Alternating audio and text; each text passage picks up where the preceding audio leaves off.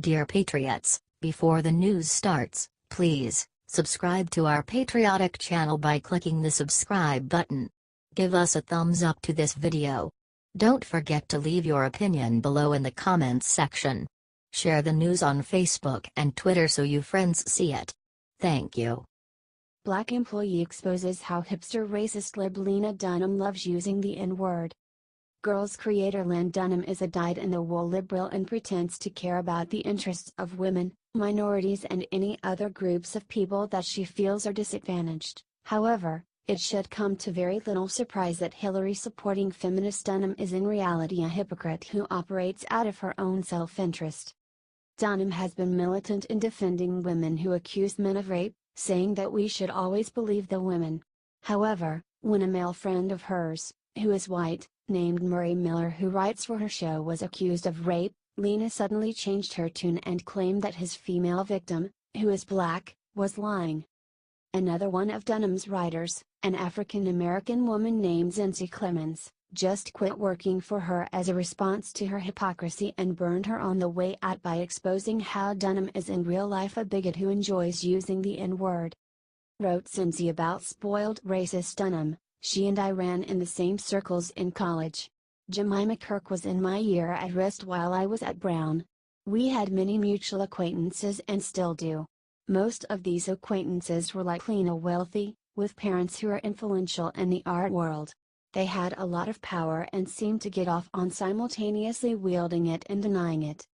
She then described, back in college, I avoided those people like the plague because of their well-known racism. I'd call their strain hipster racism, which typically uses sarcasm as a cover, and in the end, it looks a lot like gaslighting. It's just a joke. Why are you overreacting? Is a common response to these kinds of statements. In Lena's circle, there was a girl who was known to use the N-word in conversation in order to be provocative, and if she was ever called on it, she would say it's just a joke. I was often in the same room with her, but I never spoke to her, only watched her from afar in anxiety and horror. Do you think Lena Dunham is a total fraud?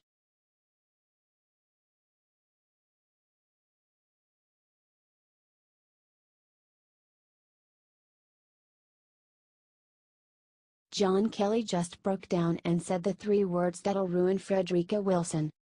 James Kelly told reporters that he was stunned, I was stunned. That this representative listened on a phone call from a president to a widow.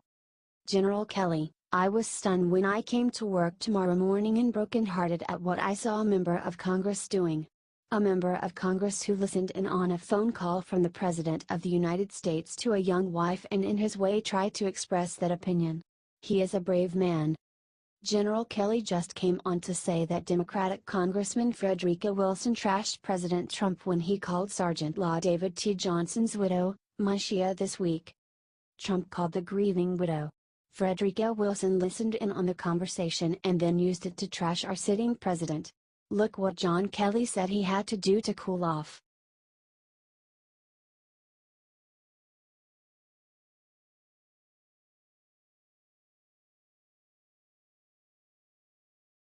With 3 chilling words, Nikki Haley just declared war against major superpower. Nikki Haley is not messing around. According to Politico, the ambassador to the United Nations told a New York audience that Russian election meddling is warfare. I will tell you that when a country can come interfere in another country's elections, that is warfare. It really is, because you're making sure that the democracy shifts from what the people want to giving out that misinformation, Haley said. And we didn't just see it here. You can look at France and you can look at other countries. They are doing this everywhere. This is their new weapon of choice. And we have to make sure we get in front of it. The shocking comments came during a forum hosted by the George W. Bush Institute. While the mainstream media tries to spin a tale of Russian collusion, the administration has taken a surprisingly tough stance against the Kremlin.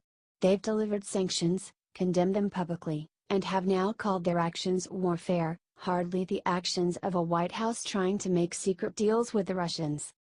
So the Russian collusion story is a lie. But today, Nikki Haley delivered some truth. What do you think of this declaration? Sound off in the comments and share if you love Nikki Haley. She has become one of Donald Trump's best servants and she deserves our love.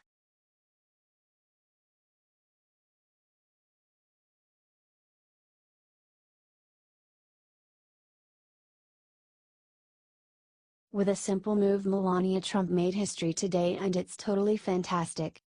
Melania Trump is about to become a part of the world's most prestigious museum. Once a rarely seen politician's wife, Melania has transformed into a beloved fixture of American culture since becoming First Lady, and she did it in literal style. A former supermodel, Melania attended her husband's inauguration in a stunning off-the-shoulder gown designed by French designer Hervé Pierre. This week, Melania's dress will be donated to the Smithsonian. Her ensemble will become a part of the First Lady's exhibit, according to Fox News. It's a fitting tribute for a woman who often speaks with her clothes as much as she does with her words. Her look stunned the world when it debuted, and now they'll be able to witness it in person. Comment congratulations. And share if you love our First Lady. Melania has brought so much class to this White House. She deserves it.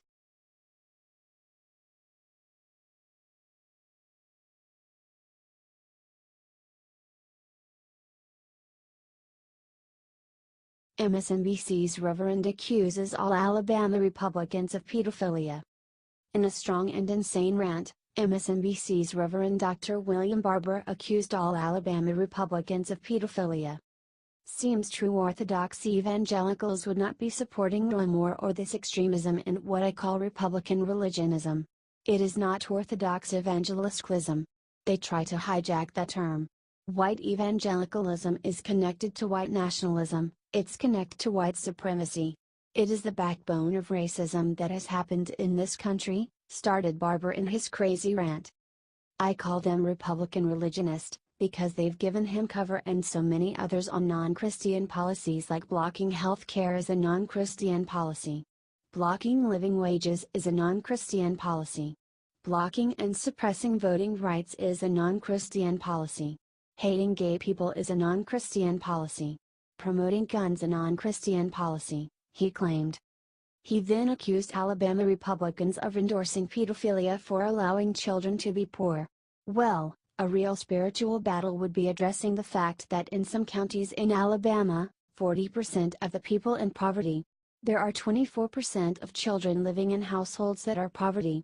That's policy pedophilia, when you're hurting children and not addressing that. It's one of the lowest states in public education, he said. You've got 900,000 people in poverty. 20% with no health insurance. Those are the things that Christians should be dealing with if they were dealing with Orthodox evangelicalism. This is heretical, he said.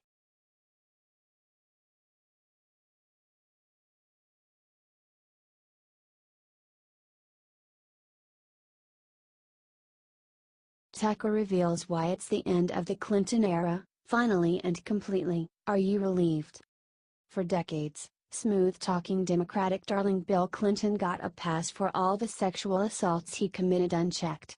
Even so-called feminists like Ms. Magazine founder Gloria Steinem defended him, and his own wife who claims to support women helped cover up his sexual misconduct and defame his victims.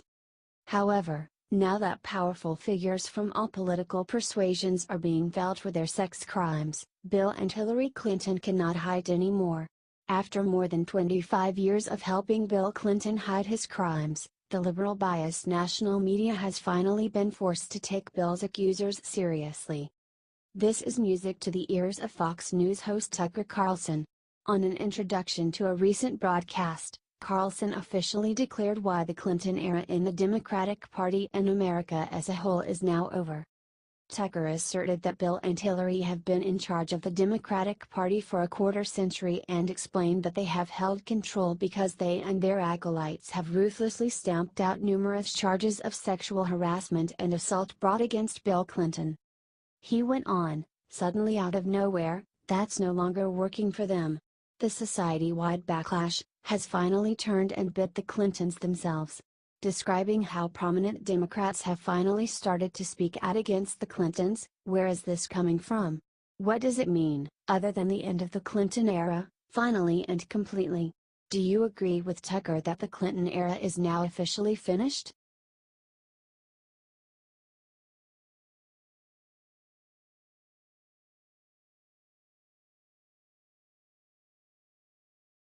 I should have left them in jail.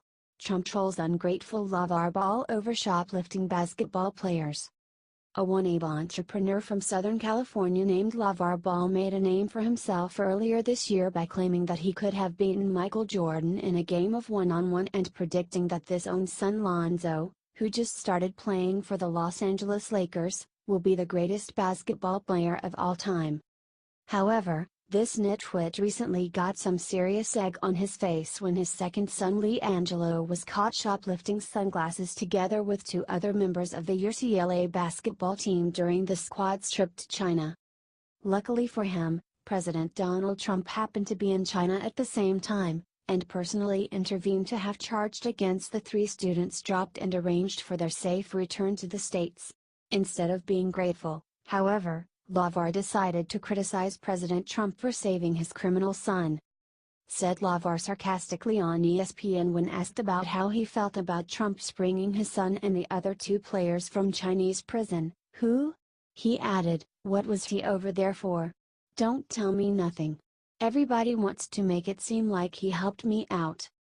This did not sit well with President Trump, who hit back at Ball, tweeting, now that the three basketball players are out of China and safe from years in jail, LeVar Ball, the father of LiAngelo, is unaccepting of what I did for his son and that shoplifting is no big deal.